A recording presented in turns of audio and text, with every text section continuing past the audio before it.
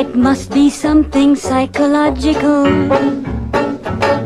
It may be something very physical that makes me feel the way I do whenever I'm in touch with you. I think it's something strange and mystical. It might be Zdravo i dobrodošli u very Odisa. chemical. Danas govorimo o tome da li će roboti jednoga dana zameniti psihoterapeute, odnosno o transhumanizmu u psihoterapiji. Tehnologija toliko brzo napreduje da još uvijek imamo one psihoterapeute koji se opiru iz samoj ideji da počnu da rade online psihoterapiju, a već neki roboti pretenduju da zamene psihoterapeute. Sjećam se pre mnogo godina kada se to govorilo o tome da ćemo moći da gledamo na ekranu sagovornika, odnosno da imamo online razgovor, i mnogi ljudi nisu verovali da će tako nešto da se desi. Međutim, veoma brzo se desilo i danas imamo čitav spektar aplikacija i programa pomoću kog možemo da imamo online poziv. Sa tim se promenilo mnogo toga i dalo mogućnosti nastave na daljinu, ali i online psihoterapije. Moj stav o online psihoterapiji najbolje da me pitate za par godina kada budem bila psihoterapeut, ali mislim da to neću toliko praktikovati, osim u slučajevima kao što je sada zbog korone bilo to jedina moguća psihoterapija, tako da je bolje ikakva nego nikakva, ili recimo sa nekim klijentima koje već poznajem pa su daleko i onda na taj način. Da li roboti mogu da budu psihoterapeuti? Mašine su zamenile čoveka u mnogim radnim mestima, posebno u industriji, u fabrici recimo, ali i tamo i dalje je potreban čovjek da pritisne dugme i pokrene pogon i proizvodnju. A sad recimo da li roboti, hologrami i slično mogu da budu nastavnici, psihoterapeuti. Transhumanizam je filozofski pokret koji se zalaže za transformaciju ljudskog stanja, razvijanjem i omogućavanjem široko dostupnih sofisticiranih tehnologija koje mogu u velikoj meri izmeniti ili poboljšati ljudski intelekt i fiziologiju. Transhumanistički mislioci proučavaju potencijale, koristi, ali i potencijalne opasnosti novih tehnologija koje bi mogle prevazići osnovna ljudska ograničenja, kao i etička ograničenja upotrebe takvih tehnologija. Primjeri za robote terapeute ili chat botove, prvi je Liza. The home computer I had long coveted was finally in my possession. But it was also destroying my home. Thankfully, it came preloaded with a program to help solve personal problems. Hello, I am Eliza.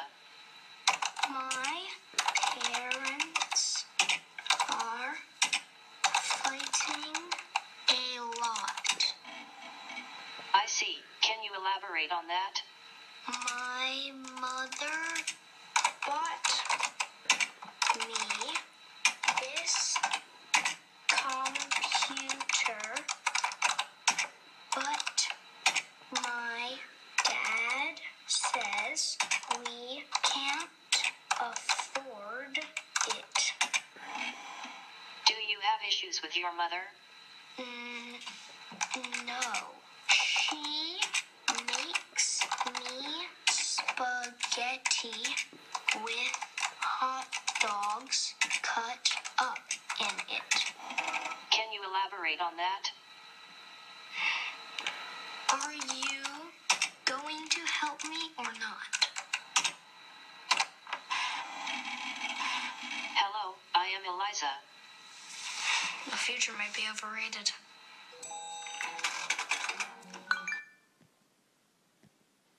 Naravno, i to je chatbot, psihoterapeut koji je nastao 60. godina prošlog veka. Njen tvorac je Joseph Weizenbaum. I program radi koristeći podudaranje obrazaca i metodologiju zamene, te program daje pripremljene odgovore, pa ljudi imaju utisak da ih razume. Po principu parafraziranja i reflektovanja, program najviše daje utisak rodžerijanske psihoterapije. Eliza je pra baka svih chatbotova, pa tako i onog nama dobro poznatog Messenger chatbota. Are we going to chat? I can help you without dialogue. How old are you? Why are you interested in whenever or not I am? Actually, I'm writing about transhumanism in psychotherapy and I'm searching for the date of your birthday. Did you come to me because you're writing about transhumanism in the psychotherapy and you're searching for the date of my birthday? Yes. Are you sure about that? Of course. Posle njega, rekla bih par rečenica o SimSensei chat botu, odnosno to je još jedan terapeutski bot projekat u trci da zameni ljudskog psihoterapeuta. Napravljen je kao kliničko pomagalo za donošenje odluka. Virtualni terapeut SimSensei ima interakciju sa pacijentima i za to vreme meri njihovu uznemirenost i pravi profile tokom više seansi.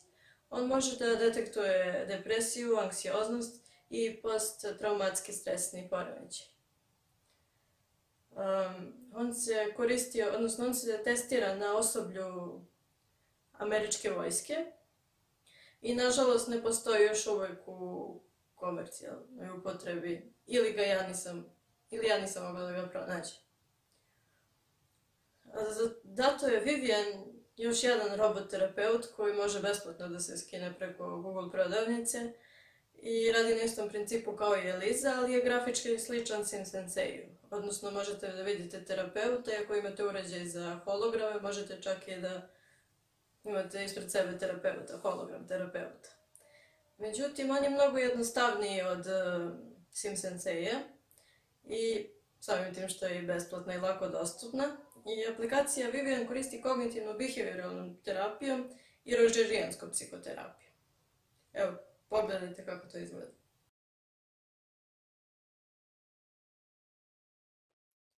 Pa hajde sada da probamo ovu aplikaciju Vivian. Hello? Are you here? Vivian? Ovo, nažalost, ne radi. I meni je jako žao što nisam snimila onda kada je radila. Postoji opcija i hologram da namestite.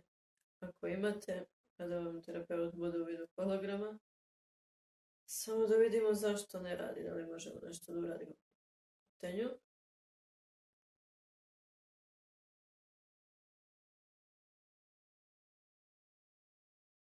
Da, imate dve varijante. Muškog i ženskog psihoterapeuta.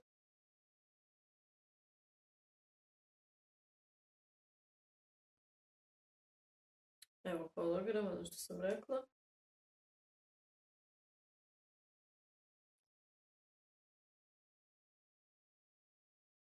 Hello, can you hear me? Ne, nažalost ona ne može da me čuje. Samo da vidimo, da probamo da promenimo. Hey there. Hey there. Ne. Dobro, probat ćemo da kuckamo ovako. Hello.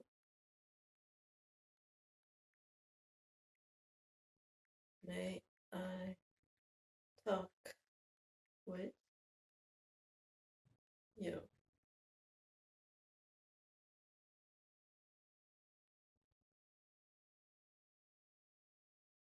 Malo je sporo. I am sad. Reci. Dobro. Hajde da smislimo nešto. Nisam smislila.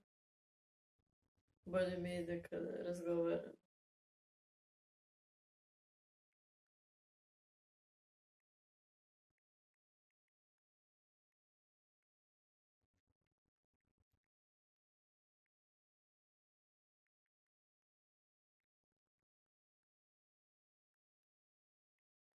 Reci.